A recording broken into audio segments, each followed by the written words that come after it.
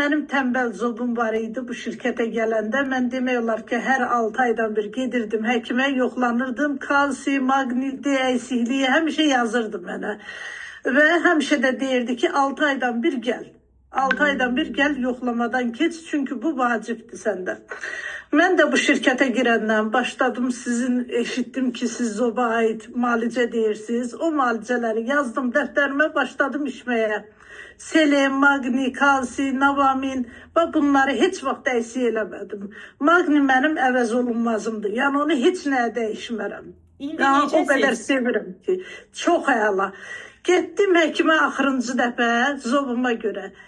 Müalicə yazmadı, bir dənə dərman yazdı və salam, maqni, kalsi, o da dedim ki, evdə var. Dedi ki, dedim həkim, nə vaxt gəlin bir də yoxlanışa? Dedi 5 ildən sonra. Can, ay maşallah. Ay, o qədər sevindim ki, ay Allah dedim, insan da bu qida əlavələrindən belə gözəl nəticə alır.